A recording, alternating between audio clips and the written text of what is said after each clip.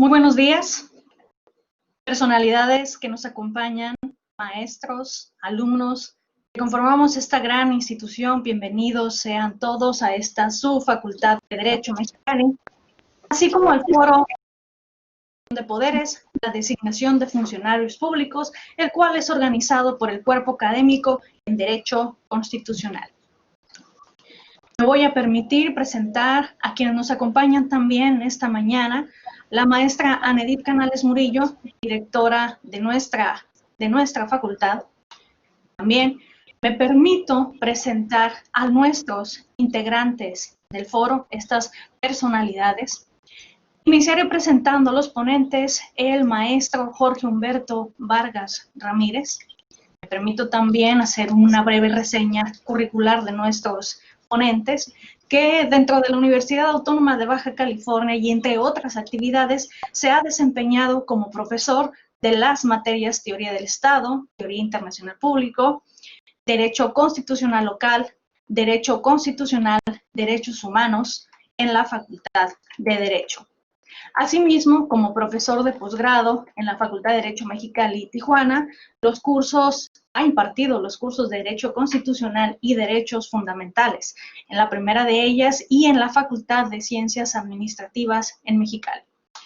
También el maestro Jorge Humberto Vargas ha participado como ponente en diversos congresos nacionales e internacionales, ha publicado ensayos en revistas y ha intervenido en programas de televisión como invitado para comentar temas en su línea de investigación. Maestro Jorge, bienvenido.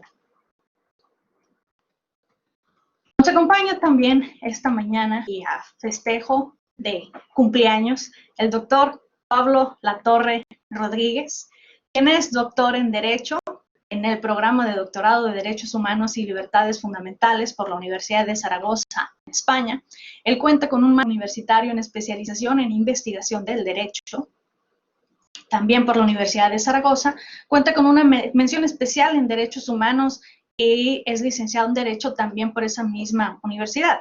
Es profesor de Filosofía del Derecho, Teoría del Estado, Lógica en el rubro de la licenciatura, y en el posgrado imparte las asignaturas de Deontología Jurídica, Derechos Fundamentales, Deontología Jurídica, Bioética y Derecho. El doctor Latorre es responsable, entre otras actividades, del programa educativo de maestría en Ciencias Jurídicas, es líder del Cuerpo Académico Paradigmas Constitucionales y Derechos Fundamentales, miembro del Sistema Nacional de Investigadores y cuenta con una categoría de colegiado ilustre por el Colegio de Abogados de Madrid.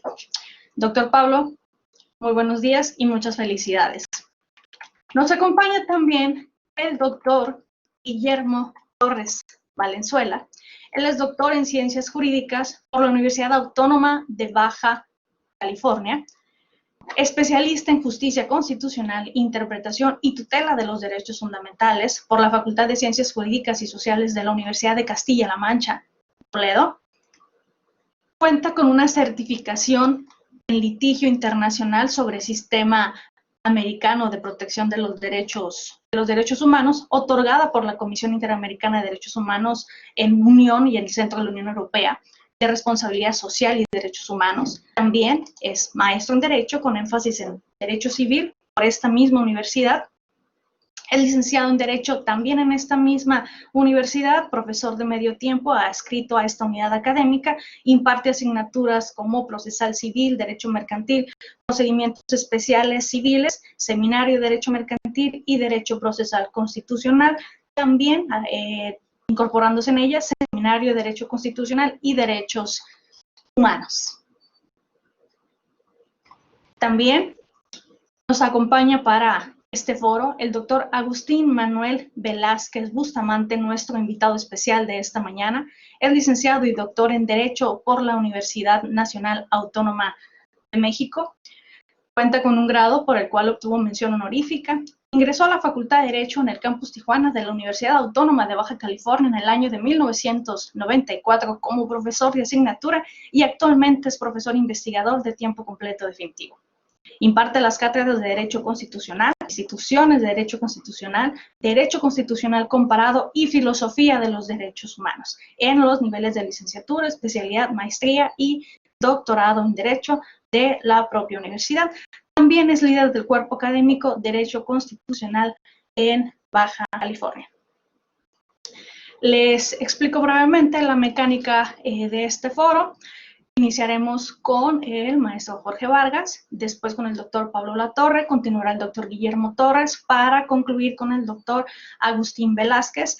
Todos tendrán una participación no mayor de 15 minutos, yo se los haré saber, y a la conclusión daremos un breve espacio para preguntas y respuestas. Iniciamos con usted, maestro Jorge Humberto Vargas.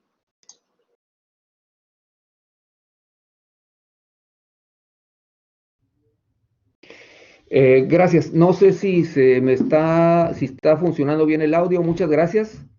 Agradezco, bueno, la atención de la directora, todo el equipo de trabajo, el subdirector, Marina, inmerecida la presentación. No soy una personalidad, desde luego, no soy un simple profesor aquí en la facultad, pero muchas gracias, ¿no? Y también a quienes nos invitaron ya en específico, a Guillermo Torres, y bueno, aquí a nuestro líder del cuerpo académico, que es el doctor Pablo Latorre, y un gusto compartir con Agustín Velázquez de Tijuana, ¿no? Amigo también de aquí de esta facultad y profesor también de la universidad.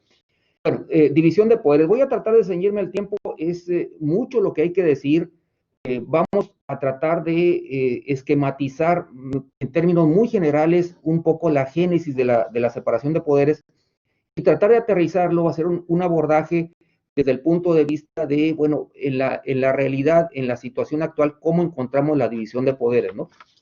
Y bueno, de hecho, como idea, podemos, parodiando un poquito a lo que dice Peter Aberle, que es uno de los posiblemente el constitucionalista alemán vivo más importante en este momento, podemos hablar de una génesis larga y una génesis corta, ¿no? La génesis larga implica todas las ideas, toda la separación de poderes como idea, que viene desde la antigüedad, ¿no? Desde la Grecia, desde Roma. Recuerden que en Roma, en Grecia, había una división de poder en cuanto se repartía entre asambleas, consejos, magistraturas.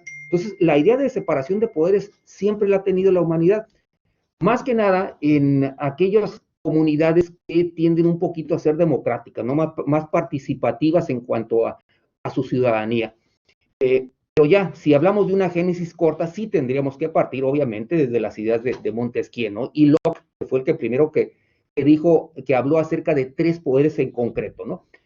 Montesquieu, y también un poquito lo que a veces comentamos, ¿no? Podríamos decir que tiene muchos padres la división de poderes o la separación de poderes, pero un fundador, ¿no? Que le dio coherencia a todas esas ideas, que fue Montesquieu, ¿sí? Y que estableció una tesis en cuanto hacía un diagnóstico, porque decía que, bueno, todo lo que encontraba, todo lo que hacían los entes públicos, encajaba dentro de un acto legislativo, un acto administrativo, un acto administrativo ejecutivo, o un acto judicial, ¿sí? Entonces, que lo ideal es el diagnóstico, ¿no? Y lo ideal es que para evitar el abuso del poder, ¿sí? Tendrían que separarse, ¿no?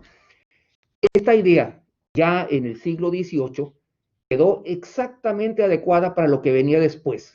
El nacimiento del constitucionalismo en un contexto de lucha en contra de la monarquía absoluta. La monarquía absoluta, hay que recordar que concentra mucho poder. Entonces, una de las armas que se tiene para combatir a la monarquía en el constitucionalismo es establecer la división de poderes como base de organización del Estado. El otro elemento son los derechos humanos. Son 2 limitaciones al poder con los que se empieza a armar el constitucionalismo, ¿no? Esto lo vemos claramente en las constituciones, ¿no? De hecho, lo que se dice cuando empezamos con los cursos de derecho es que la Constitución tiene 2 partes, que no es totalmente correcto. Pero en términos generales, en términos esenciales, sí tiene 2 partes. Una parte que es derechos humanos y otra parte que es organización del Estado. Y la organización del Estado empieza con la base que es la separación de poderes. Las dos son instrumentos para limitar el poder. Entonces, es un contexto de lucha en contra del absolutismo que encaja perfectamente en ese contexto, las ideas de Montesquieu. Y todas las constituciones adoptan como base de su organización la división de poderes. Aunque como idea es muy antigua. Pero esta idea de separación de poderes, yo les comento a veces en la clase que a mí me gusta más la palabra inglesa, que obviamente sí está un poco más atribuida a los Estados Unidos, de check and balance, y no pesos y contrapesos, porque check and balance nos habla de dos momentos. Yo creo que es lo correcto, es la idea de Montesquieu. ¿Sí? Un momento de check, es decir, te estoy vigilando, te estoy observando, entre los tres poderes nos estamos observando, y si de esa observación encontramos que hay un exceso de alguno de los otros dos poderes, bueno, entonces viene el equilibrio, no el balance. Entonces te corrijo. Yo, ejecutivo, te limito en el presupuesto, ¿sí? O aplico la norma con mucha moderación. O yo, judicial, te anulo el acto a ti, legislativo, o te anulo el acto a ti, ejecutivo. O yo, legislativo, más sencillo, a través de la ley te quito facultades. Esa es la idea de Montesquieu, que, insisto, encajó perfectamente en el contexto de lucha contra el absolutismo. ¿Sí? Y se quedó en las constituciones y permeó en todas las constituciones, y actualidad, hasta la actualidad lo tenemos como base en todas las constituciones que podemos decir nosotros son de este corte clásico, ¿no? Como la mexicana. A pesar de las sucesivas versiones, conserva en lo esencial la estructura de la Constitución de 1824. Las modernas, las que surgen después de la Segunda Guerra Mundial, como la española, la portuguesa y algunas otras más, tienen una estructura un poco diferente, ¿no? Son más densas en su contenido. Pero bueno, ok. Esa es la idea original de la separación de poderes. Sin embargo, cuando pensamos en separación de poderes, pensamos en esto, pero realmente hay otros tipos de separación de poderes. De hecho, el mismo Peter Haberle habla de una separación de poderes en estricto sensu y en lato sensu. Estricto sensu, perdón, se refiere a los poderes del Estado, cómo se van separando cada uno de ellos. La separación no es nada más entre los tres poderes, sino es en muchas versiones, en muchas vertientes. Y en sentido amplio, inclusive se comparte con los particulares. Pensemos nosotros, por ejemplo, en el poder que tienen los medios de comunicación. Ese es un poder, de hecho se le llama el cuarto poder, y es un poder que comparte el Estado con los particulares. La comunicación, la difusión de información no es privativa del Estado, los particulares intervienen. Entonces, a eso se refiere Peter Haberle cuando dice separación de poderes en sentido amplio. En sentido estricto es el Estado. Pero ya no es, les había comentado, ya no es en sentido tradicional tres poderes nada más, sino que le vamos a agregar a esta tríada original otros órganos que en los últimos años han surgido casi en todas las constituciones, y en el caso de México, digamos, de manera muy notoria. Me refiero a los órganos autónomos por disposición constitucional, por norma constitucional, ¿no? Y esto hace que el poder todavía se divida. Entonces, como que tenemos un abandono de la triada tradicional, ejecutivo, legislativo y judicial, porque entran más órganos. Y si a esto le agregamos que estamos en un Estado federal, bueno, entonces esa es otra forma de separar el poder, esa es otra forma de dividir el poder. Y en el caso de México, este esquema de separación de poderes se replica en cada uno de los estados por disposición constitucional. Tenemos entonces una separación de poderes en sentido horizontal, que es la que conocemos nosotros, la que estudiamos en el curso de constitucional, ejecutivo, legislativo y judicial. En sentido estricto tampoco es una separación absoluta de poderes. Ese fue otro de los problemas que se encontraron cuando se aplican las tesis de Montesquieu. El constitucionalismo, cuando nace y que empieza a aplicarse en la realidad, en las instituciones, creando instituciones políticas, se encuentran con un problema. No puede haber una separación absoluta, al menos en dos de estos poderes, ejecutivo y legislativo. Tienen que ir de la mano, ¿sí? Entonces, los europeos encuentran la solución a través del parlamentarismo, ¿no? Donde ejecutivo y legislativo necesariamente van de la mano. En Estados Unidos mantuvieron esa separación de poderes, pero bueno, ellos crearon también mucha administración privada, ¿no? Matizaron esta separación de poderes. En el caso de nosotros, bueno, tristemente los países de América Latina hicimos un poder ejecutivo muy fuerte, que prácticamente arrasa los otros dos poderes, ¿no? Esa fue la manera como hubo la recepción de la separación de poderes en las distintas modalidades, ¿no? En términos muy generales, obviamente, yo siento la presión del tiempo y por eso voy así un poquito muy rápido, ¿no? Bueno, ¿qué es lo que tenemos en México? En México es un Estado federal, entonces por disposición constitucional, artículo 49, artículo 41, artículo 116, tenemos esta doble separación, ¿sí? Primero es un Estado federal, entonces ahí hay un reparto de poder. Además, esta separación horizontal, ejecutivo, legislativo, judicial y los demás órganos, ¿sí?, que pareciera que no encajan, ¿no? Pensemos en el Ombudsman, pensemos en la Comisión de Derechos Humanos, pensemos en el Instituto Electoral, pensemos en los demás organismos, es decir, como que no podemos encajarlos directamente en alguno de estos tres poderes. Entonces, tenemos ya una dispersión del poder mucho más acusada que con la que originalmente nace esta idea de separación de poderes. En el caso de nosotros, les decía, tenemos por disposición constitucional, en los estados replicamos la separación de poderes. Pues tenemos un ejecutivo, un legislativo y un judicial estatal, y también tenemos nuestros propios organismos autónomos, donde el poder está más separado.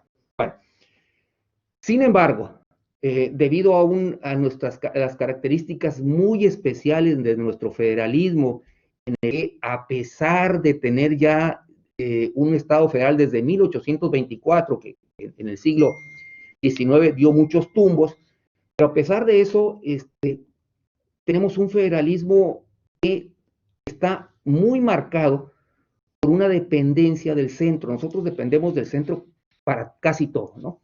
Y esto lo notamos en cualquiera de los tres poderes y de manera, creo yo, obviamente no es el tema, pero creo de manera muy especial en el Poder Judicial. Pero también lo tenemos en el aspecto político, que es de donde viene toda esta centralización. Y allí lo que encontramos nosotros, y ya voy tratando de aterrizarlo ya en la Constitución de Baja California, tenemos que las constituciones o las constituciones de los estados tienen muy pocas variables al diseño de la división de poderes. Básicamente es lo mismo, se replica el esquema federal. Nosotros tenemos un ejecutivo, un poder ejecutivo que recae en un gobernador. Básicamente es una especie de presidente en pequeño, ¿no? Con todos las características que tiene la presidencia de la República, bueno, reducidas las tiene el gobernador. Se replica en lo interior también el esquema federal, o sea, el Estado, los ayuntamientos, y hay muy pocas variables. Las variables que encontramos en Baja California, básicamente son muy pocas. Los demás estados tienen inclusive menos variables. Nosotros tenemos aquí un poder legislativo que se encuentra integrado por diputados de mayoría relativa y de representación proporcional, y aquí encontramos tal vez la única variable a la manera como se estructura el poder legislativo. Tenemos diputados de representación proporcional que han competido en la mayoría relativa, el principio de mayoría relativa. Entonces, nosotros, de los diputados de representación proporcional, tenemos algunos que participaron en los de mayoría relativa, ¿no? Eso es tal vez la única variable que encontramos nosotros. Y bueno, voy cerrando ya porque sí creo que tenemos la presión del tiempo. Creo que para concluir, yo creo que la separación de poderes es un principio abierto. Creo yo que no se debe ver de la manera dogmática como a veces lo asumimos, como si fuera algo que tenemos que seguir forzosamente. Creo que es, como dice, y estoy siguiendo también a Haberle, es un principio abierto, es algo que se puede reformular, rediseñar. Tal vez se equivocó Montesquieu, tal vez se equivocó John Locke, tal vez tenemos que reformular esta idea de separar así tan drásticamente los poderes, y obviamente hay muchos atenuantes. La práctica la hemos ido modificando, esto está clarísimo. Hay mucha cooperación entre ejecutivo y legislativo. De hecho, si no hay cooperación, tenemos crisis, ¿no? Cuando hay ejecutivos y legislativos enfrentados, hay una crisis enorme. Entonces, yo creo que es un principio abierto que se tiene que reformular. Tenemos que, quienes nos dedicamos un poco a reflexionar, a meditar sobre las normas jurídicas y el diseño institucional de la Constitución, tenemos que ver, bueno, ¿qué vamos a hacer con los organismos autónomos? ¿Dónde encajan en esta división de poderes, no? Y pues no sé si me queda algo de tiempo, yo lo dejaría aquí, por mi parte, para dar oportunidad a mis compañeros, que sí, ellos iban a tener una exposición brillante, y agradecerles a los directivos y a todos mis compañeros y sobre todo a ustedes, muchachos, el espacio para comentar estas ideas. Sí, a lo mejor nos fuimos muy rápido, pero la verdad es que entramos un poquito tarde y creo que algunos tienen clase, entonces yo te dejaría ahí y estaríamos dispuestos a si tienen algún comentario, duda o insulto, pues no hay ningún problema, ¿no? Al final, por el chat lo pueden hacer. Muchísimas gracias, maestro Jorge Vargas, exactito con el tiempo y por supuesto respetando también el horario de las demás clases, las demás actividades. Vamos a darle el uso de la voz al doctor Pablo Latorre Rodríguez.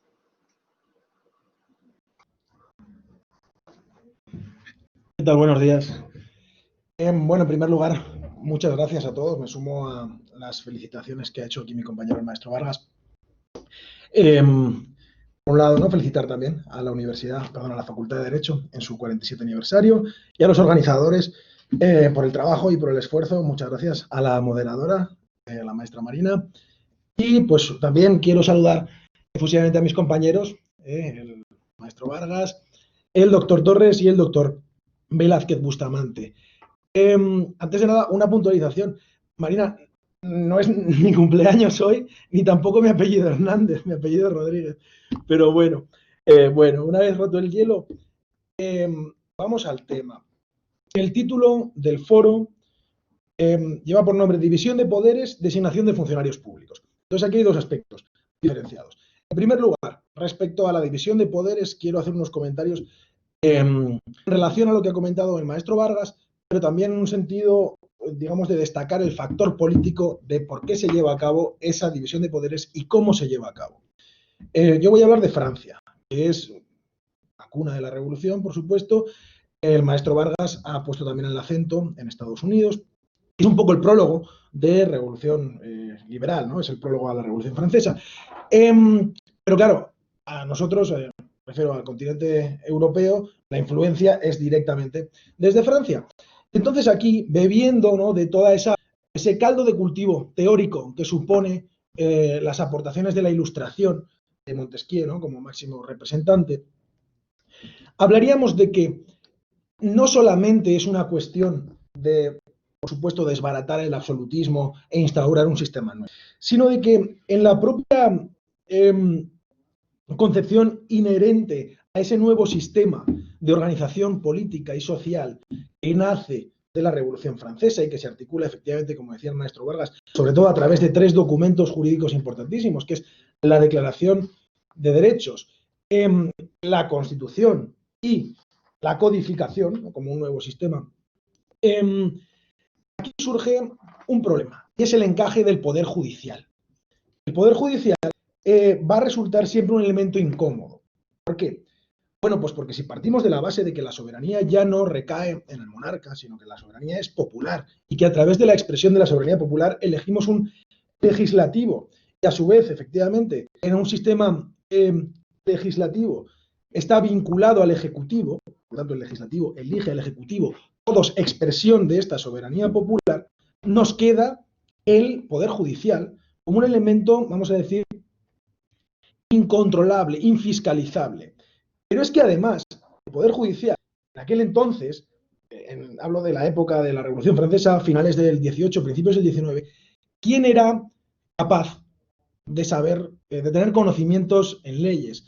¿Quién era capaz siquiera de leer y escribir? Pues una minoría muy concreta, una élite muy determinada, que por sí misma, por su propia configuración, suponía un enemigo de la revolución. Es decir, esa minoría formaba parte de los privilegiados contra los cuales se había realizado la Revolución Francesa. Entonces, en este sentido, resulta muy claro la capacidad, la necesidad, de controlar a ese poder judicial.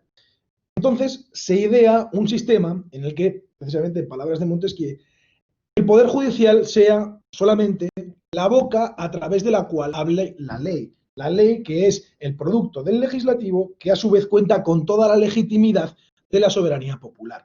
Por lo tanto, se plantea el poder judicial como un poder capitidisminuido, un poder subordinado, en definitiva, al legislativo y al ejecutivo.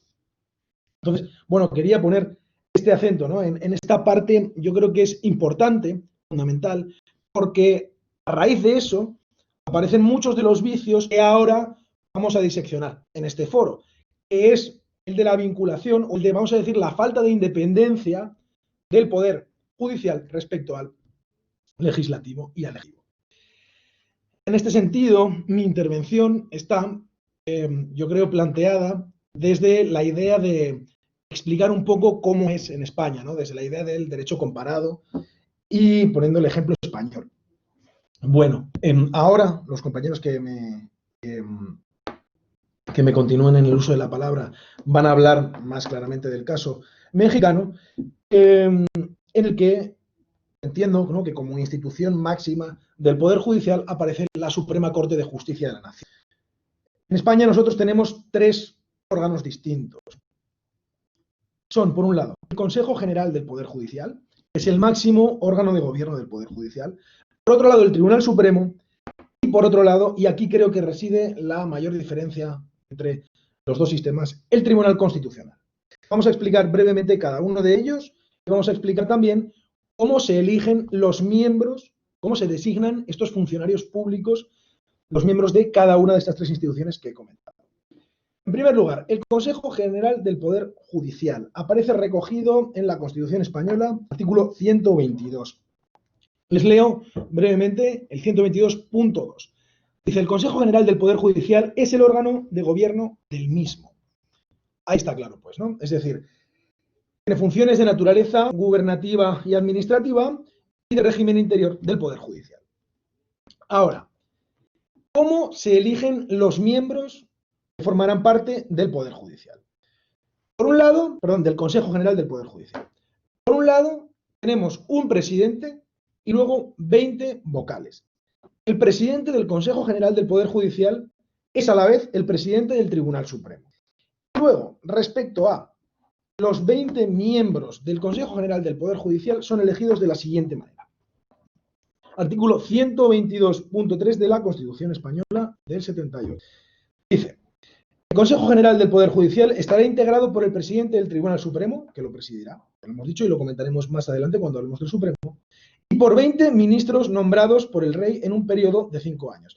Entiendo que la alusión suena un poco distópica, ¿verdad?, en el siglo XXI, pero anacrónica completamente, pero es el jefe del Estado. Entonces, aquí ustedes tienen fundidas las dos instituciones, las dos figuras, jefe del Estado y jefe del gobierno, en el presidente. Nosotros lo tenemos separado, ¿no?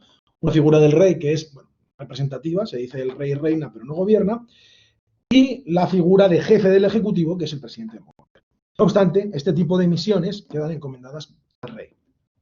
Bien, vamos a ver, pues, cómo se eligen estos 20. Dice la Constitución: de estos 20, 12 se elegirán entre jueces y magistrados de todas las categorías judiciales en los términos que establezca la ley orgánica. Y de los 8 que quedan, 4 a propuesta del Congreso de los Diputados y 4 a propuesta del Senado, elegidos en ambos casos por mayoría de 3/5, mayoría cualificada, entre abogados y otros juristas, todos ellos de reconocida competencia y con más de 15 años de ejercicio en su profesión. Bien, entonces tenemos 20. De esos 20, 8, la propia Constitución nos estipula cómo deben de ser elegidos. 4 por el Congreso, 4 por el Senado. O sea, 8 por las dos cámaras que componen el legislativo. Dependencia total. Y los otros 12 restantes, dice que se encargará de ello, de establecer cómo se elijan. Esta ley, vamos a ella, y establece exactamente lo mismo, que serán elegidos por el Congreso y por el Senado. Es decir, ya digo, pues, una vinculación clara, no vamos a decir injerencia, vamos a decir participación del poder legislativo en la elección de los miembros del Consejo General del Poder Judicial, órgano de gobierno del Poder Judicial en España. Vamos ahora con el Tribunal Supremo, segunda gran institución. El Tribunal Supremo tiene su origen en 1812, en la primera Constitución que tiene la nación española, e incluye también, y es de aplicación, a, en aquel momento, territorios de ultramar, como era lo que posteriormente será México. Bien, esta Constitución mítica, la Constitución de Cádiz, es una Constitución liberal burguesa, que bebe de todos esos esas fuentes que hemos comentado de la Ilustración y de la Revolución Francesa. Es muy avanzada a su tiempo. Entonces, esta institución pervive desde 1812 hasta nuestros días con los consiguientes cambios a lo largo de la historia. Actualmente se regula en el 123 de la Constitución Española del 78. Dice lo siguiente.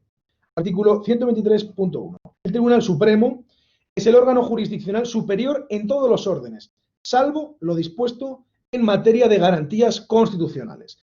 La propia Constitución hace esta salvedad y ahora veremos qué es lo que ve la materia en garantías constitucionales y cuáles son estas garantías constitucionales.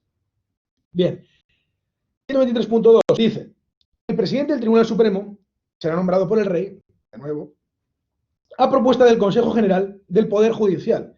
Atención, porque ya habíamos dicho que el presidente del Supremo es a la vez el presidente del Consejo General del Poder Judicial. Por lo tanto, ven esa vinculación de la que les hablaba. Vamos a la Ley Orgánica del Poder Judicial. En su título cuarto, que se titula de la composición y atribuciones de los órganos jurisdiccionales, nos va a hablar precisamente de cómo se articula, cómo se organiza el Tribunal Supremo. El artículo 53 dice, de nuevo, lo que ya hemos leído en el 122.1 de la Constitución. El Tribunal Supremo es el órgano jurisdiccional superior en todos los órdenes, salvo en materia de garantías constitucionales. El 54 dice lo siguiente. El Tribunal Supremo se compondrá de su presidente, los presidentes de sala y los magistrados que determinen la ley para cada una de las salas. Vamos al 55 y nos habla de que el Tribunal Supremo se divide en 5 salas. La primera es la sala de lo civil, la segunda la sala de lo penal, la tercera de lo contencioso administrativo, la cuarta de lo social, y la quinta de lo militar. Bien, en este sentido tenemos que volver a señalar, a dejar claro que todos los demás órganos jurisdiccionales, judiciales, que ejercen sus poderes y potestades en España están subordinados al Tribunal Supremo, salvo veremos el Tribunal Constitucional. Vamos ahora a descender un poquito a la composición. Ya les he explicado que tenemos 5 salas. Vamos a ver esas 5 salas, cuántos magistrados y cuántos miembros contienen. En primer lugar, la sala primera, la sala de lo civil, se compone de un presidente y 9 magistrados. La sala de lo penal, un presidente y 14 magistrados.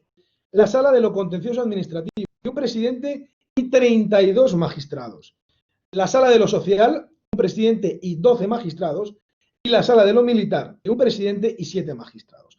Por lo tanto, ven ustedes que hay un mayor número de los que nos podemos encontrar aquí en México. ¿Cómo se eligen estos miembros? Los elige el Consejo General del Poder Judicial. A su vez, recuerdan, estaba compuesto por miembros elegidos por el Legislativo. ¿Y cómo se elige el presidente?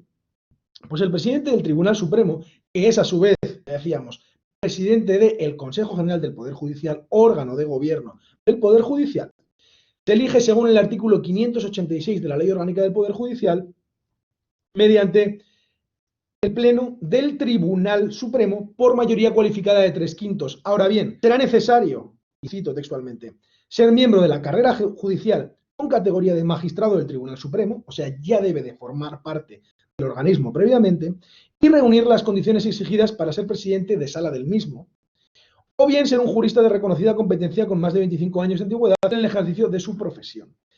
Vemos, pues, que hay una cierta endogamia, ¿no?, por así decirlo, aunque suene fuerte la palabra, pero se elige desde dentro del Tribunal Supremo. Ahora ya para terminar, porque sí que vamos apurados con el tiempo, vamos a hablar del Tribunal Constitucional, que es lo que ya digo a ustedes les puede sonar más novedoso.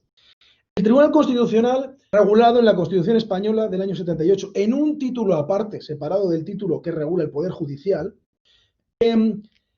es, digamos, sucesor heredero del Tribunal de Garantías Constitucionales de la República Española, regulado en la Constitución del año 31.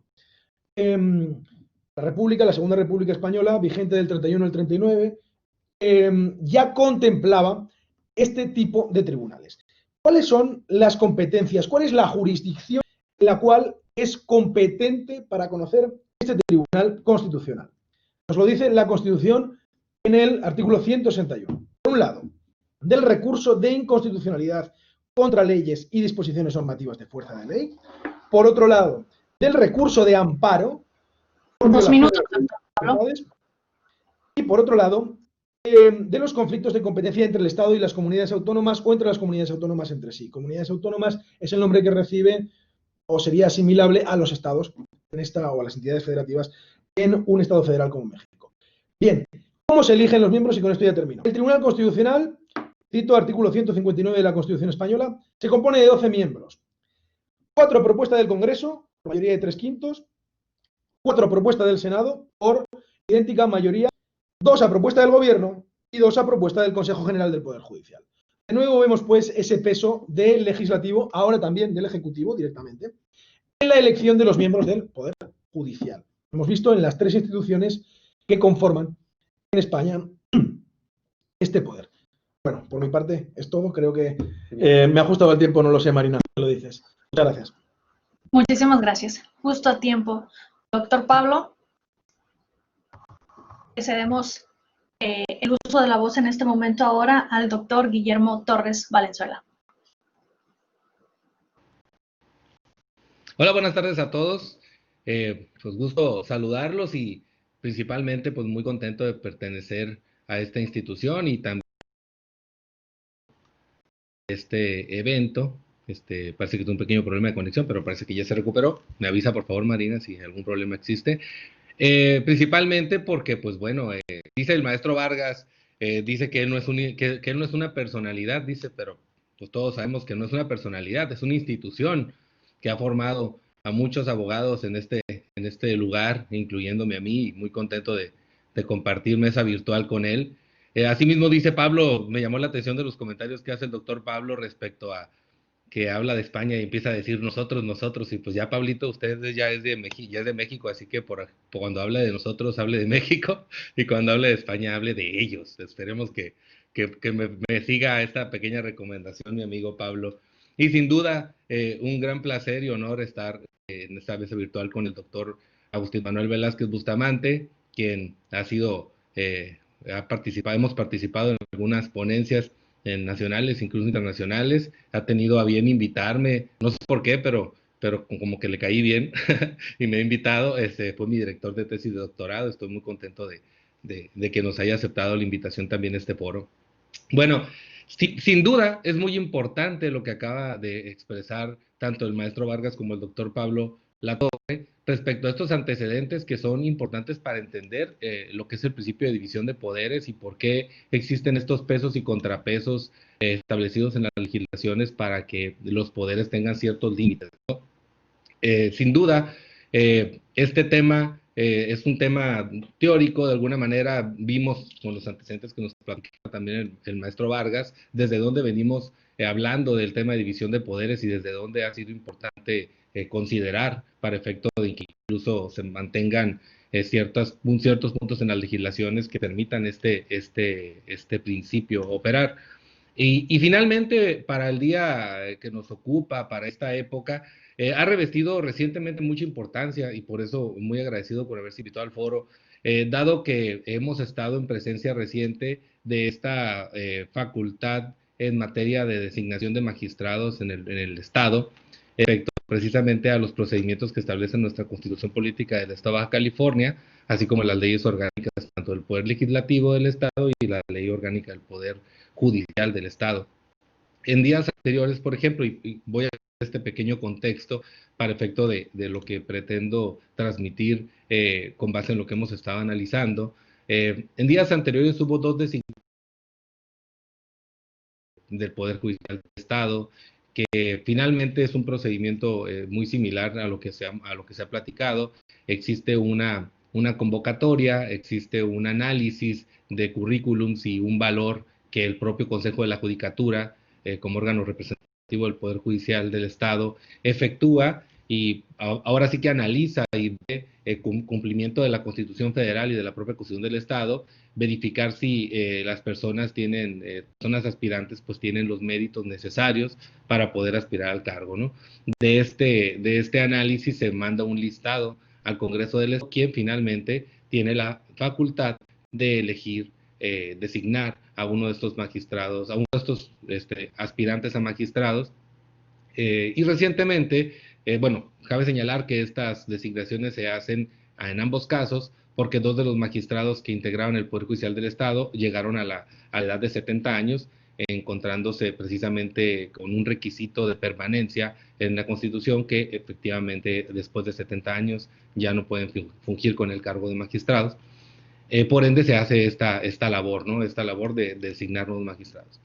¿Cuál ha sido, digamos, el problema que las barras de abogados, digamos, hemos identificado y de hecho se han sumado, hasta cierto punto se han sumado para efecto de analizar de alguna manera si está bien realizada esta labor o no, ¿no?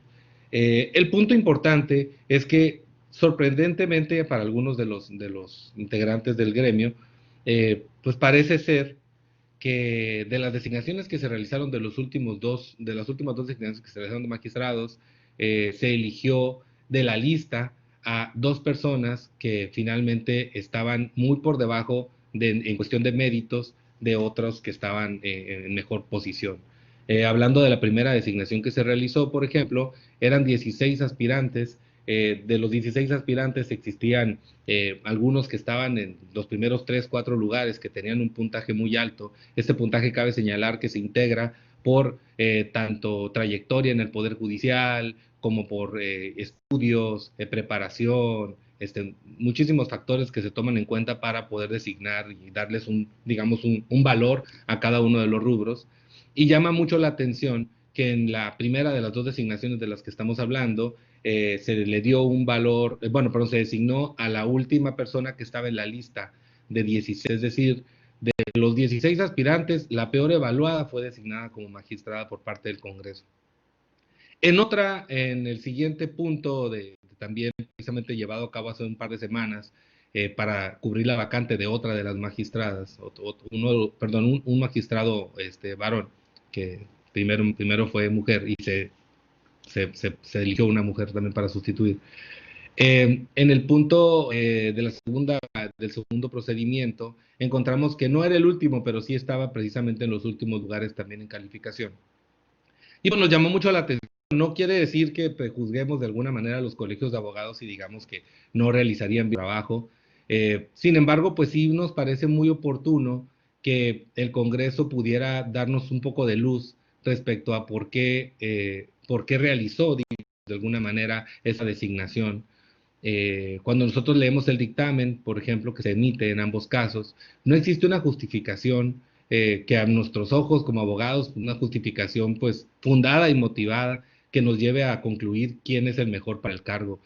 También creemos, lo hemos platicado en algunos foros, también creemos como colegio que finalmente es posible que los magistrados, que el Congreso, los diputados integrantes del Congreso hayan visto algunas aptitudes en algunos aspirantes que hayan estado a lo mejor por encima de los méritos académicos, de los méritos en cuanto a temporalidad, en el Poder Judicial, etcétera. Sin embargo, pues la justificación de lo mismo, eso es lo que nos preocupa un poco, ¿no? Y ese es el contexto de lo cual quisiera hacer un par de comentarios que tienen que ver precisamente con esta división de poderes y estas condiciones para poder de alguna manera garantizar este principio de división de poderes, ¿no? Recientemente también vemos que existe un proyecto de reforma en la cual se le quiere conceder la facultad de hacer una terna al propio gobernador del estado para que esa terna se elija por parte del Congreso a una de las personas para integrar cargos de magistrado. Es decir, también este punto es preocupante toda vez que ni siquiera el Poder Judicial, aparentemente, según lo comentado en esa reforma, participaría de ninguna manera en el tema de poder influir un poco en ver quiénes van a ser sus propios magistrados, ¿no? Y esto preocupa porque, bueno, finalmente como sociedad nosotros buscamos, yo creo que todos, a las mejores personas, las más capacitadas para administrar justicia. ¿A quién le gustaría, por ejemplo, que uno de nuestros casos, a lo mejor que resolviera sobre nuestra casa o sobre nuestros hijos o sobre alguna situación así tan fuerte, resolviera o nos tocara por sorteo, como nos toca que nos atiendan los temas en los magistrados, que nos tocara con el peor evaluado? Pudiera ser preocupante, incluso a lo mejor pudiéramos hablar de una violación a los derechos humanos de acceso a la justicia, de tutela judicial efectiva, toda vez que pues podemos tener ciertas afectaciones por el hecho de que quien haya sido nombrado pues no sea el mejor preparado, ¿no? Pero bueno, esas son pequeñas reflexiones que tenemos al respecto. Y sí, de manera muy puntual pudiéramos referirnos a algunos criterios de jurisprudencia, porque aquí el tema toral es que cuando tú le puedes cuestionar al Congreso el por qué elige a uno y no a otro, por ejemplo, existen varios candados que la propia jurisprudencia ya ha ido señalando en casos similares, que hacen que prácticamente sea imposible cuestionarle al Congreso el por qué sí está designando a un magistrado y, bueno, a un aspirante y no a otro para el cargo. Definitivamente nosotros tenemos que partir también de la base que tenemos ciertas obligaciones como autoridades. Las autoridades, lo sabemos, yo creo que desde que entramos a la facultad, están obligadas a fundar y motivar sus resoluciones. Incluso yo le agregaría dos más: ser exhaustivos y también ser congruentes, es decir, estos principios rectores que emergen de la realización de resoluciones judiciales. Por lo tanto, cuando se habla de que el Congreso puede elegir, o cualquier autoridad, no el Congreso, puede elegir sin fundar y motivar, es decir, de alguna manera solamente de manera voluntaria, lo que le llaman una facultad soberana, ¿sí? Pues puede hacernos un poco de ruido en todo el contexto que tiene que ver precisamente con el estudio del análisis del caso concreto, ¿no? Lo primero que alegamos los abogados, yo creo, desde que tengo uso de razón, es falta de fundamentación y motivación.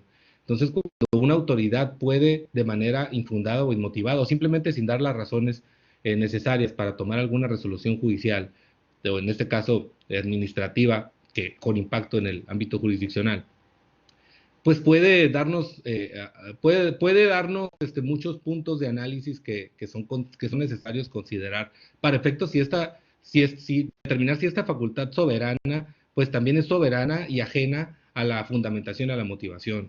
O sea, si estamos en una facultad soberana es porque tienes el poder de decidir. Sin embargo, el contexto en el cual se dan estas facultades soberanas muchas veces parece ser que irrumpen incluso con estas condiciones necesarias básicas que pudieran permitir incluso la violación al principio de división de poderes.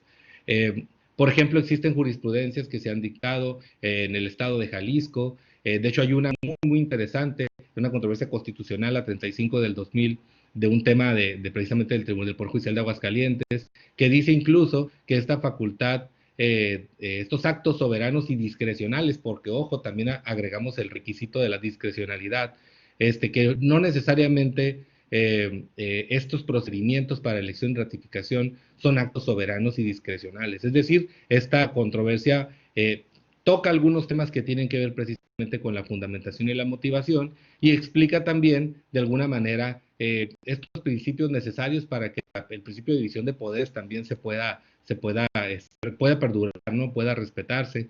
Es un buen antecedente porque finalmente no dejemos de largo, no quisiera que pasara de largo este comentario, que hay formas de garantizar la independencia judicial y es necesario que sea garantizada esa independencia judicial. Es decir, el hecho de que una autoridad, por ejemplo, legislativa o ejecutiva, influya tanto en la participación, en la elección y en términos generales, así de manera soberana y discrecional en la elección de magistrados, pues esto trae de alguna manera como consecuencia que también exista un cierto sometimiento del Poder Judicial hacia esas instituciones.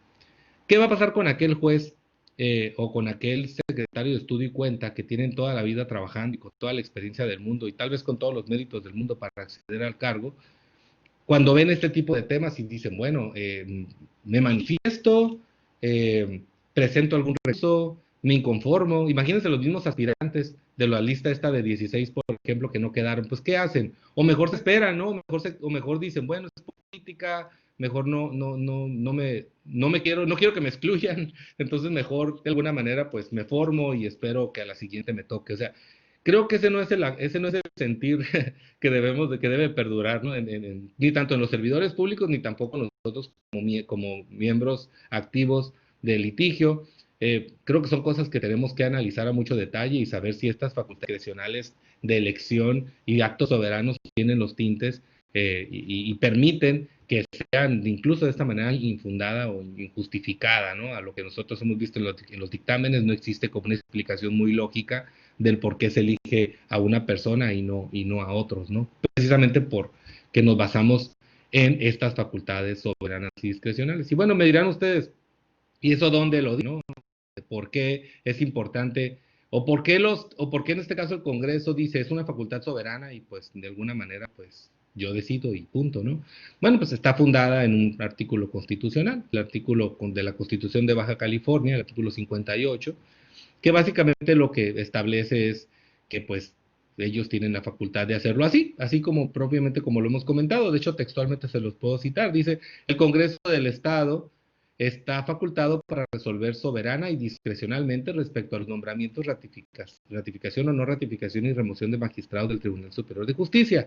En los mismos términos resolverá sobre la designación y remoción de los integrantes del Consejo de la Judicatura, y luego dice, dichas resoluciones serán definitivas e inatacables, por lo que no procederá recurso, juicio o medio de defensa ordinario o extraordinario alguno en contra de las mismas. Es decir, puedo designar a cualquiera de la lista, no me vas a poder oponer ningún tipo de recurso hacia ello. Dice, ojo, ni ordinarios ni extraordinarios. Ordinarios, pues se refiere obviamente que la propia legislación los diga. Extraordinario, pues nos referimos propiamente a los medios de control de constitucionalidad, al amparo, en este caso preponderantemente. Y esto puede traer como consecuencia, pues, que pueda dictarse un acto, entonces, aparentemente sin fundamentación y motivación. Digo, derivado propiamente de lo que el propio artículo 58 establece. Ahora, ¿por qué nos hace ruido esto de soberano y discrecional? Bueno, simplemente es una situación que de alguna manera pudiera, digamos, oscurecer un poco el tema de que se dicte una resolución de manera fundada y motivada y que esta sea de alguna manera justificable, ¿no? En el sentido, en el estricto sentido de que pues uno esperaría que pues que las resoluciones se dictaran con esta justificación para de alguna manera también garantizar el principio de independencia judicial y el principio de garantía de imparcialidad que incluso la Corte Interamericana de Derechos Humanos en algunos precedentes, por ejemplo, en el caso Quintana Coello y otros contra Ecuador, que se trata precisamente de una remoción de magistrados, pues han sentado algunos principios que pudieran resultar interesantes para analizar. Por cuestión de tiempo a lo mejor no nos podemos meter mucho, pero es importante que podamos analizar ese tema. También vemos que el hecho de la propia Constitución estatal limite de alguna forma la posibilidad de promover recursos tanto ordinarios como extraordinarios, pues de alguna manera también vulnera el artículo 25 de la Convención Americana sobre Derechos Humanos respecto a la necesidad y la obligación de los estados de garantizar un recurso eficaz y sencillo para que podamos acceder al mismo. Así como también este propio artículo de la Constitución local pudiera vulnerar el artículo 2 de la Convención Americana, que habla de la obligación de los estados de que el derecho interno sea adecuable al interés interamericano, es decir, que se vaya reformando el derecho interno hacia una transición y similar a lo que habla el derecho interamericano. Y ya para finalizar, antes de que me corra Marinita, cabe señalar solamente que todas las jurisprudencias, como la Corte ya lo ha dicho, todas las jurisprudencias dictadas por la Corte Interamericana son criterios vinculantes para nuestro país. Por lo tanto, no porque México no haya sido condenado, no sea necesario atenderlas. Por ende, esto nos dice que, de alguna manera, la legislación también del Estado debería de adecuarse con base en garantizar estos principios y estas jurisprudencias interamericanas que se dicten al resolver temas que tienen que ver con pues cualquier cuestión de derecho. Muchas gracias, maestra Marina. Creo que Muchísimas gracias, doctor Guillermo Torres. Gracias. Doctor Agustín Velázquez, cedemos el uso de la voz.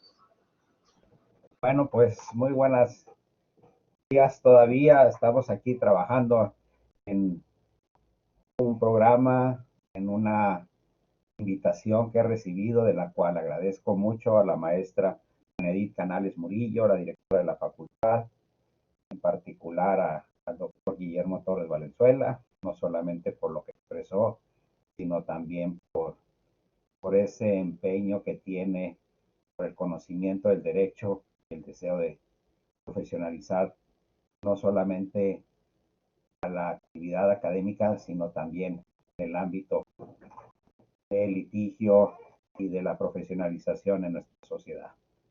Al maestro Jorge Humberto Vargas Ramírez, compañero de batallas, compañero de mesa, quienes hemos participado no solamente en foros nacionales, sino internacionales.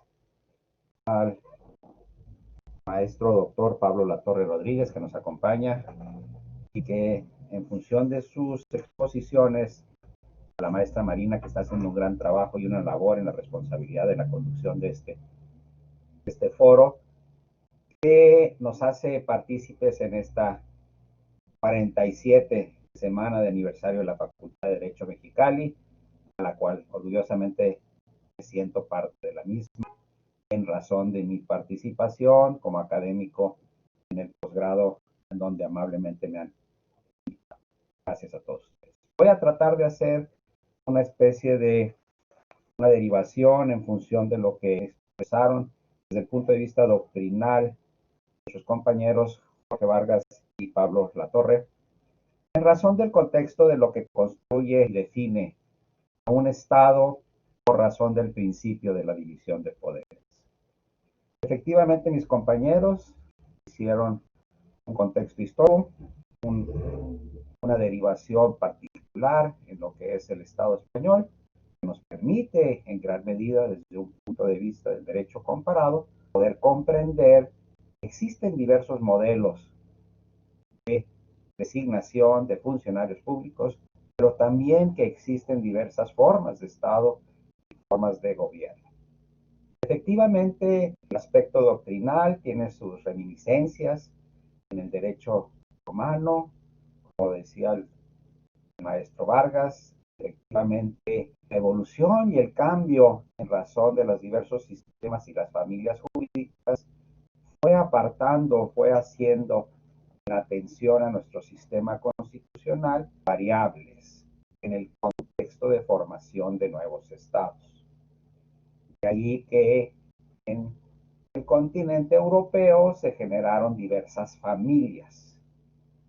La tradicional a la que pertenecemos nosotros, que es la del derecho romano germano canónico, y por otro lado la del common law, que atendió a la variable de donde surge, fíjese, cosas curiosas, los gobiernos de carácter monárquico republicano y los gobiernos de carácter republicano presidencial. Desde ese punto de vista, las ideas o los conceptos que manejaron en su momento el barón de Montesquieu, John Locke, Bertrand y otros, como efectivamente lo señalaron mis compañeros, en consecuencia la división de poderes que trasladándola a un sistema, a una familia de carácter presidencialista, pues efectivamente se tradujo como pasadamente lo dice Jorge, en un sistema de pesos y contrapesos. ¿Por qué? Porque lo que realmente daba la forma republicana era generar esa división en el peso del poder político. Este es el aspecto doctrinal que formalmente manejaron mis compañeros. ¿Cómo lo llevo a México? ¿Cómo lo determino en México? Hemos estudiado el constitucionalismo, sabemos que México ya como Estado de derecho que hoy en día ha venido derivando diversos modelos, sabemos muy bien que curiosamente nuestra constitución parte de una familia del common law y tenemos un sistema de derecho derivado del derecho romano germano canónico, pero que en el aspecto político ha dado mucho en razón del Estado mexicano. Autores, hay muchos realmente defensores del constitucionalismo mexicano, seguimos expresando que aun y cuando esos principios en los estados europeos y en los estados de América generan una particularidad, en el caso de México, nuestros principios se han ido adecuando a, algunos dicen, a la idiosincrasia de nosotros los mexicanos, de tal suerte que podemos expresar que el aspecto doctrinal respecto de los derechos, el aspecto doctrinal de la división de poderes, no hay tal división de poderes. Lo que hay, en razón de nuestro sistema federal, es una distribución de competencias en razón del ejercicio de los poderes y de los niveles de gobierno. Sirven de sustento para efectos de estas bases constitucionales los artículos 49 que hablan de la división de poderes, los artículos 39 que hablan de nuestra soberanía, el 40 que habla de nuestra forma de gobierno y el primer párrafo del artículo 41 que habla de cómo se ejerce la soberanía a través de los poderes. En base a esto, en el aspecto pragmático, es bien interesante lo que puso sobre la mesa el doctor Guillermo Torres. ¿Cómo podemos ver nosotros hoy en día, en razón de ese ejercicio, en función de la designación de los funcionarios públicos, cómo realmente en un ejercicio soberano, en una forma republicana, representativa, democrática, laica y federal, como dice nuestra Constitución, designamos a funcionarios públicos? Y si respecto a esta designación se puede generar el aspecto de una invasión de las competencias de los otros poderes o de un cuestionamiento hasta en tanto el aspecto reglamentario de su procedimiento puede generar confusión o una problemática por razón de interpretaciones o aspectos que pudieran llegar a afectar no solamente en el ejercicio de cada uno de estos poderes, sino en la parte más sensible que lo es la aplicación de la justicia. Y aquí es donde parte, y pongo también yo, un debate al respecto. ¿Por qué de nuestras reformas constitucionales nos debemos situar en la presente administración estatal? ¿Por qué de esos cuestionamientos? ¿Por qué de ese sentido donde, como decía el compañero, el doctor Torres, ese sentido discrecional que nos deja en un desamparo tal, en donde la sociedad ya no puede cuestionar la designación y si ésta tuvo esos principios de transparencia, de certeza, de seguridad que se requiere respecto de la aplicación de las normas en atención al aspecto político? Algunos autores han expresado que en razón de la designación, en razón de la atención en el Estado mexicano, los miembros del Poder Judicial no son designados democráticamente. Yo no comparto esta opinión. Yo considero que el nombramiento es democrático totalmente y lleva a la representación del pueblo, pero de una manera indirecta. Todos los ciudadanos elegimos a los miembros, o a los representantes o a los depositarios del poder legislativo, pero también elegimos al depositario del poder ejecutivo. Y cuando viene la elección, tendríamos que expresarlo respecto de los depositarios del poder judicial. Lo hacemos de manera indirecta. Es decir, Baja California, en ese aspecto, fue uno de los pioneros para poder derivar un procedimiento transparente, que diera certeza, que diera seguridad jurídica, que atendiera a una verdadera designación de aquellos que por razón de sus méritos, por razón de sus capacidades, tuvieran la responsabilidad de ejercer una función propiamente jurisdiccional. Y esto, en nuestra realidad actual, trae como consecuencia el cuestionamiento de quienes han sido designados.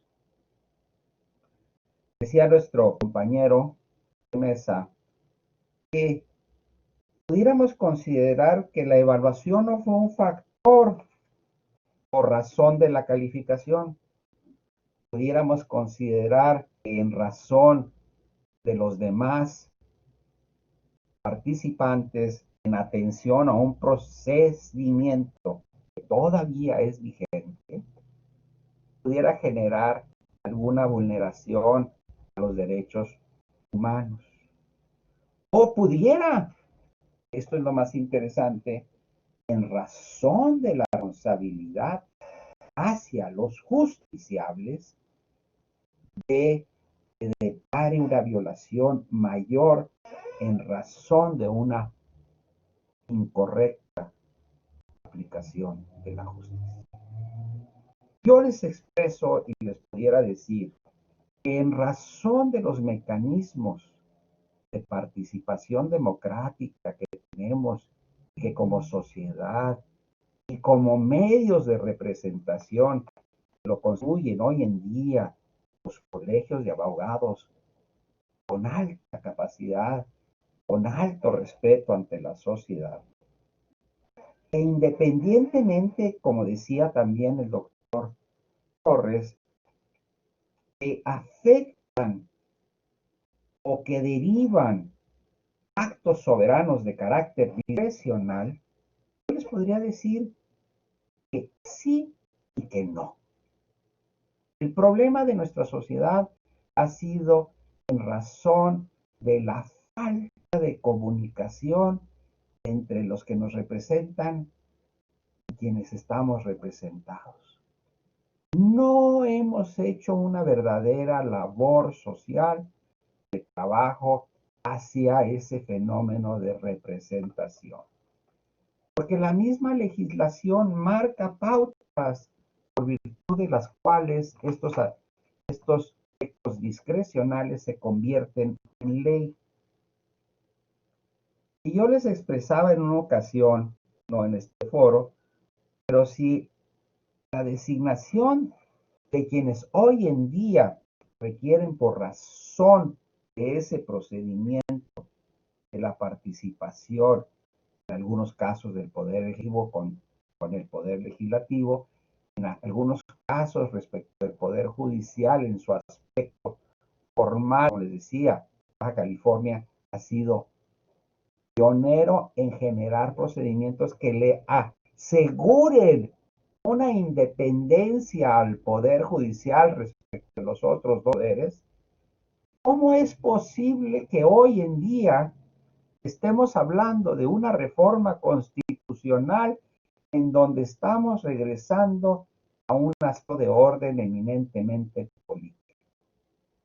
Los poderes judiciales en los estados deben de ser órganos de control judicial exclusivamente y no derivar aspectos políticos en sus designaciones. Establecer un mecanismo formal que augure esta situación va a ser el canal adecuado para poder establecer el día de mañana una mayor participación ciudadana. Sí existen mecanismos democráticos en donde la misma sociedad puede participar. No en razón de las resoluciones, porque efectivamente la materia del Poder Judicial del Estado está limitada a un referéndum, está limitada a una consulta popular, pero cualquier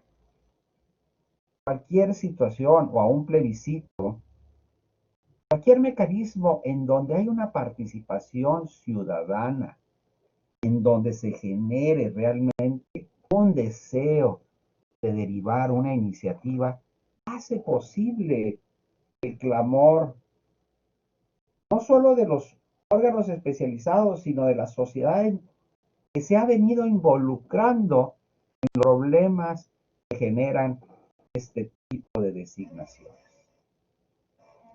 La designación en el Poder Judicial hoy en día pudiera cuestionarse.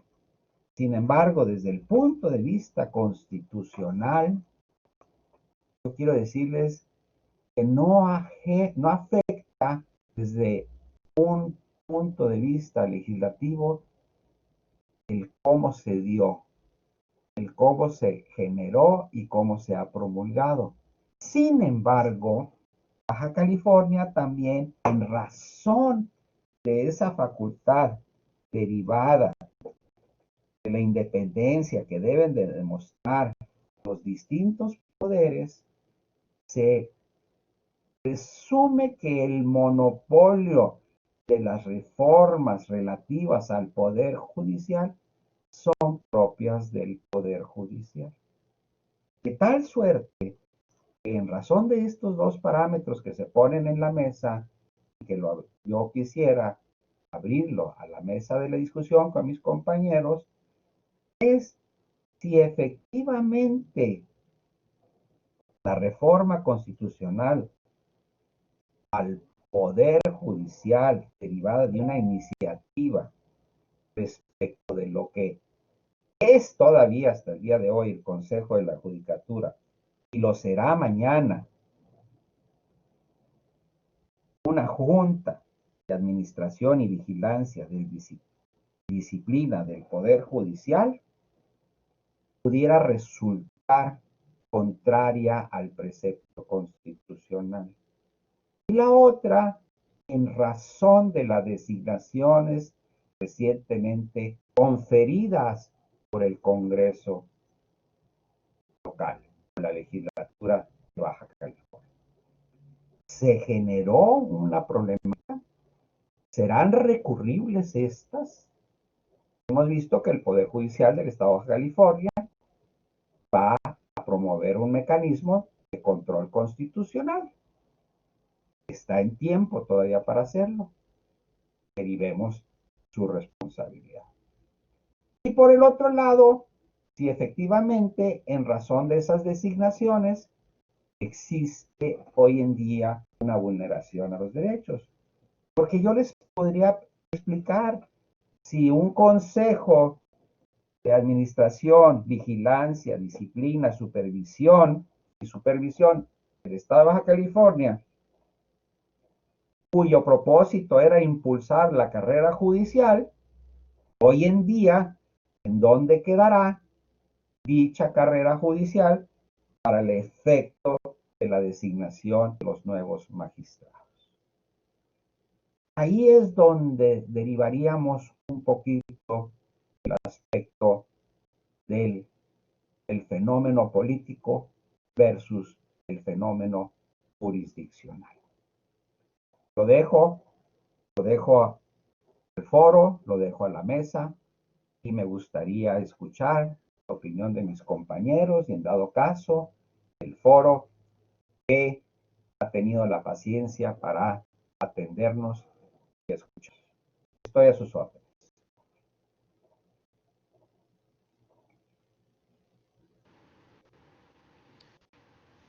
Muy bien, parece que la maestra Marina tuvo un pequeño problema de conexión. Yo puedo continuar aquí con la conducción. No sé si el maestro Vargas o el doctor Pablo tengan alguna opinión al respecto. Muy interesante el planteamiento del doctor Velázquez, sobre todo en el sentido que me llama mucho la atención respecto al procedimiento que tiene que ver con el recurso posible o la forma en cómo pudiéramos acceder a evitar este tipo de situaciones. Si tiene algún comentario, doctor Pablo, maestro Vargas. ¿Ya está? Sí, nada más un poquito de historia, doctor Agustín. Yo creo que tú recuerdas perfectamente bien, ¿no? Creo que cuando se integraron los consejos de la judicatura, se hicieron casi por reflejo de la reforma federal. O sea, originalmente no había ningún mandato que obligara a las entidades federativas a que crearan consejo de la judicatura. Desmiénteme si fue así. Entonces, de hecho, lo hicieron casi por imitación, ¿no? Por ese centralismo que tenemos, ese deseo que tenemos de imitar a todo lo que hace en el centro. Pero ahora cometemos otro error. Ahora, sin deliberación alguna, sin consultas públicas, sin foros, sin nada, viene una reforma en un sentido, pues dando reversa, ¿no? Y no se ha valorado, si creo yo, no se ha valorado, bueno, necesitamos Consejo de la Judicatura, no lo necesitamos. ¿Qué valor tiene el Consejo de la Judicatura al interior del Poder Judicial? ¿Qué rol juega? ¿Fortalece el Poder Judicial? No, creo que no ha habido ese debate. En ese sentido creo que tienes mucha razón, y creo que en ese sentido, bueno, yo creo que hay que hacer, como creo, muchas de las reformas constitucionales, previos a las reformas, y más cuando implican algo tan importante como es, digamos, una reestructura del Poder Judicial, de uno de los poderes, bueno, una deliberación en foros, invitando especialistas como puede ser el doctor Agustín, Guillermo Torres, Pablo Latorre, y bueno, participar, ¿no? Creo que las universidades tendríamos mucho que aportar para estas reformas en este sentido, ¿no? Es lo que yo comentaría. Gracias.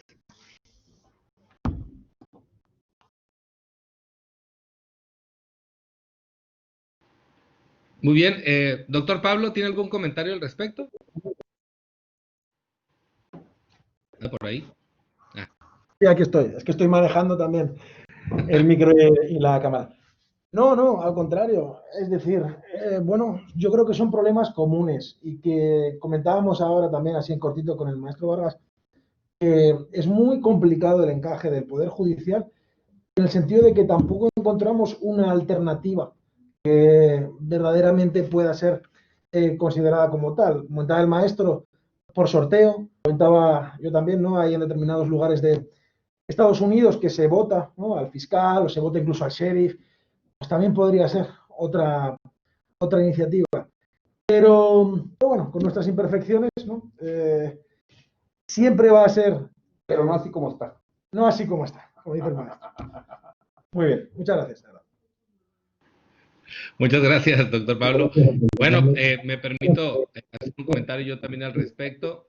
Me parece bien atinada la exposición del doctor Agustín en el sentido de que tal vez en materia formal no pareciera haber ningún problema, ¿no? También de alguna manera puede garantizarse este principio de división de poderes de este tipo de facultades, interpoderes que de alguna manera limiten. Y parece ser que el camino no está tan inhóspito, ¿no? Aquí el problema es en la materialidad, ¿no? Ya cuando lo vemos en un aspecto práctico, ya cuando lo vemos aplicado en algún caso, como estos que hemos estado comentando. Y también hay un punto importante que destacar, que también ahí se me pasó un poquito de mi intervención. Hay una jurisprudencia que interpreta el artículo 58, precisamente este que habla de la facultad soberana y discrecional, que básicamente centramos que ese es el punto importante, digamos, que nos deja inconformes de alguna manera, ¿no? Cuando el Congreso puede decirnos que así es y porque así es, y no hay algo que yo pueda realizar al respecto, ¿no? Esa jurisprudencia sí ha manifestado que es inconstitucional el hecho de que esta facultad soberana y discrecional se aplique de esa forma, ¿no?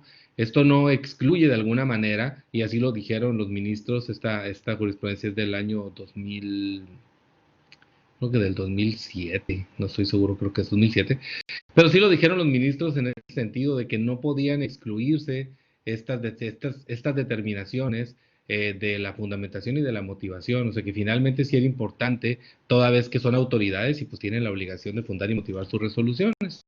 A esto abona también incluso la reforma constitucional del 2011 y también algunos criterios que tienen que ver precisamente con el acceso a la justicia. Sobre el otro punto que el doctor Agustín, que me parece también muy destacable, sobre el tema del recurso o cómo puedo de alguna manera inconformarme al respecto. Bueno, ahí tenemos una serie de antecedentes jurisprudenciales que tienen que ver precisamente con, de alguna manera, ir amarrando de las manos a quien ha promovido medios de control respecto, obviamente, en este caso el amparo, algunos aspirantes que se han inconformado respecto a la designación que se hizo de otra persona y no de ellos, ¿no? Obviamente con un interés más bien jurídico, alegando un interés jurídico y no a lo mejor como que estamos platicando ahorita nosotros como más de tema legítimo. Pero sí existen unos antecedentes, de hecho algunos muy recientes. En agosto de este año se emitió también una contradicción de tesis que se denomina el procedimiento de selección y nombramiento de magistrados del Poder Judicial del Estado de Colima. El juicio de amparo es improcedente, ya que el quejoso carece de interés legítimo para controvertirlo, aunado a que constituye un acto soberano del Congreso del Estado. Y así, de hecho, hay otra del mes de julio que tienen el mismo sentido, o sea, lo que dicen prácticamente en resumen es que el juicio de amparo es improcedente y como los artículos constitucionales de las constituciones estatales regularmente, pues prácticamente todos los que he leído, tienen que ver con el hecho de que no admiten recurso ordinario ni extraordinario, pues entendemos que pues el amparo está visto desde este punto de vista extraordinario y que es improcedente. En este tema que les comento fue prácticamente un aspirante que no quedó, y el juez federal le dijo que no podía acceder al amparo porque pues tampoco nada garantizaba que el aspirante, que si no quedaba el aspirante que quedó, pues tampoco iba a quedar él, o sea, de alguna manera no garantizaba, no acreditaba su interés legítimo ni el interés jurídico, o sea, le dieron doble, porque decían que pues el hecho de que no quedara el que quedó, pues tampoco garantizaba que él iba a ser el destinatario del puesto, ¿no? Entonces, de alguna manera le sacaron la vuelta, pero lo que sí nos preocupa un poco es que aprovecharon la recta también y nos pusieron ahí una determinación que dice criterio que resulta aplicable al resto de las entidades federativas que tengan previsto un sistema igual para el nombramiento de magistrados con independencia de las similitudes o diferencias que existan entre las legislaciones respectivas. O sea, si algo se parece en otro estado, así debe de aplicar. Y hablamos de que el acto soberano, porque así lo dice otra tesis, que este es de septiembre incluso de este año, dice, magistrados de las entidades federativas, su elección es un cargo soberano emitido en uso de sus facultades discrecionales, por lo que su contra no procede el juicio de amparo en los del 61 de la ley de la materia. O sea, mi conclusión al respecto es, no tienes un recurso ordinario porque no está legislado. No tienes acceso al amparo porque pues no te lo permite ni siquiera la Constitución y ahora ni siquiera la jurisprudencia. Pero esto de alguna manera también es importante decirlo, no excluye que pudiéramos buscar la forma de defender estos derechos. Digo, no ha sido la primera vez que tengamos que acceder incluso a la Comisión Interamericana y después posteriormente a la Corte Interamericana. Hay bastante jurisprudencia interamericana que habla sobre el recurso eficaz y sencillo.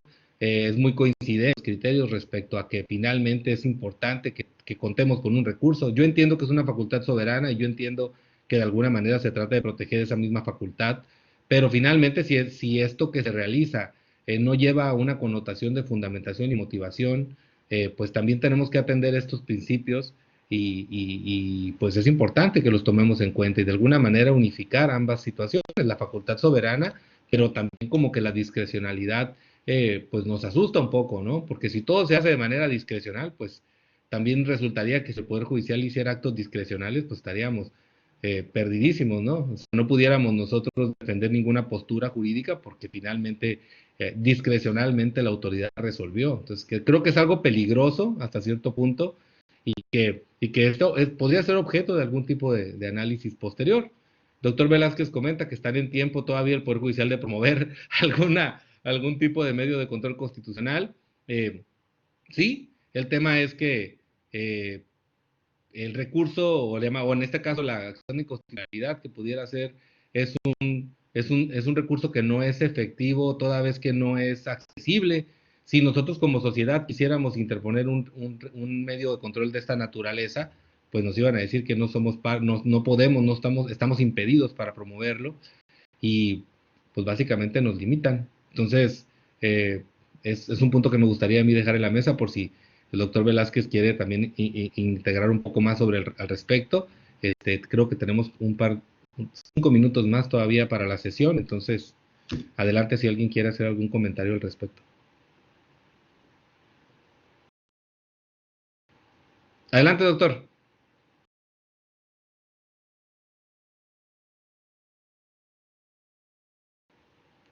Prenda su micrófono, por favor, doctor.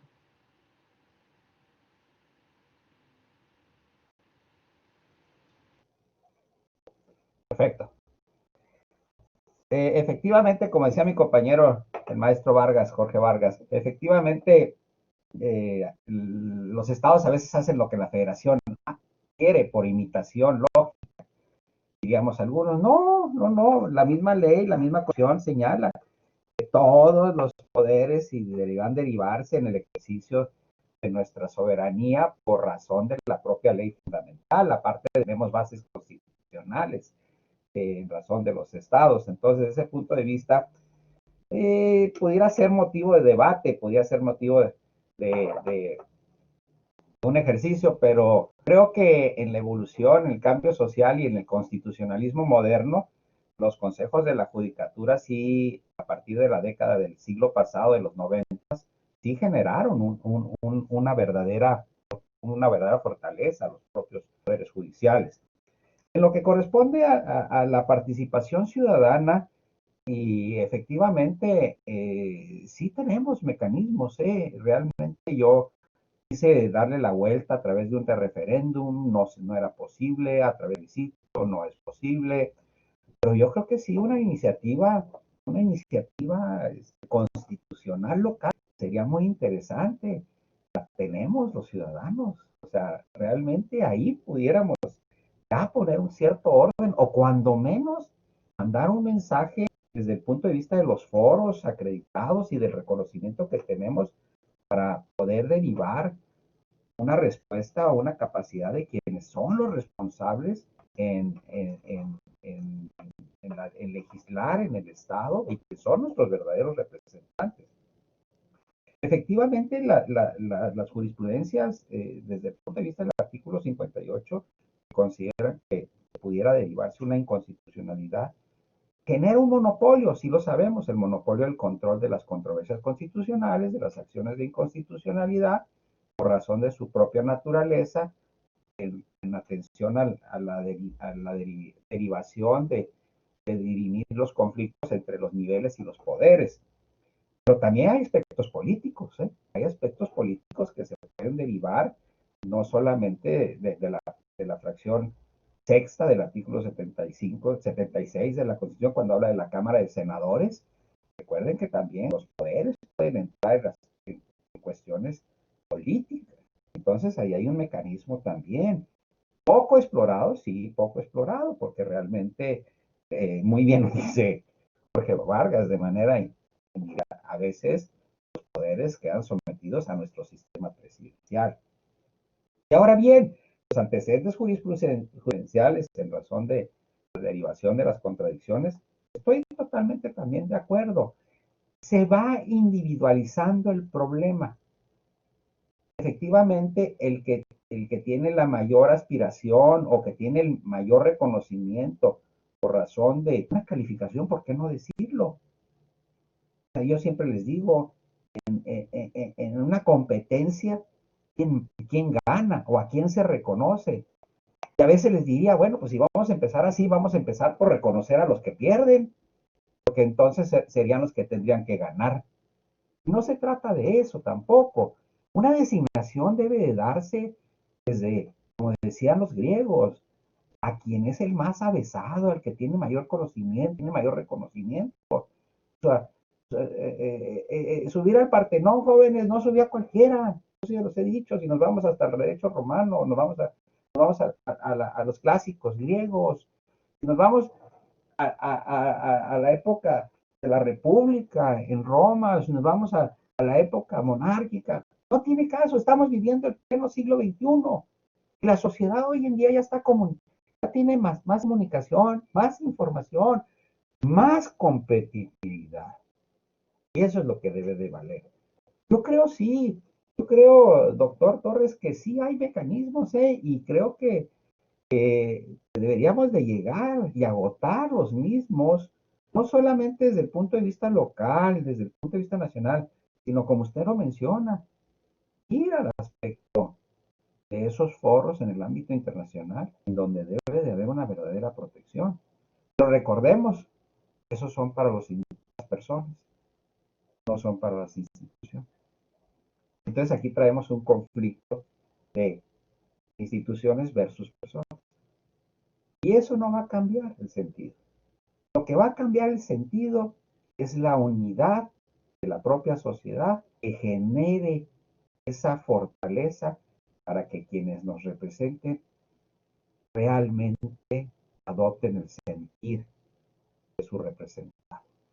Creo que es todo lo que tendría que decir. No sé si el tiempo, si no ya me cortaron, no sé si ando por aquí. Ya no veo a nadie. Sí, aquí andamos todavía, ya por cerrar, por cuestiones de tiempo sí me están indicando que debemos de concluir.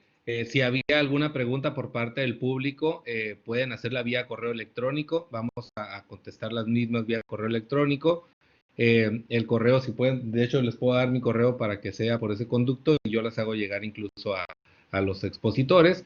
Mi correo es guillermo.torres9, o sea, un número 9, @uabc.edu.mx.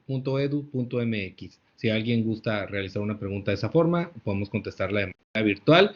Y agradeciendo a los invitados por sus exposiciones brillantes, foros que tenemos que estar realizando de manera permanente, toda vez que los temas de debate pueden darnos muchísima luz al respecto, la réplica, la contrarréplica muy interesantes también. Entonces, esperamos que hayan estado atentos al foro. El día de hoy, por la tarde, estará el doctor César Astudillo del Instituto de Investigaciones Jurídicas de la UNAM. La verdad que no se pierdan esa exposición. Y pues agradeciendo a los expositores, les vamos a hacer llegar la constancia de participación del evento vía electrónica también, por razones que conocemos. Y muchas gracias a todos y en este momento pues declaramos concluido el foro. Un abrazo a todos, muchas gracias, tu atención. Gracias, doctor Agustín. Gracias, doctor Pablo. Y muchísimas gracias también al maestro Jorge Vargas. Que pasen buen día y nos vemos más tarde.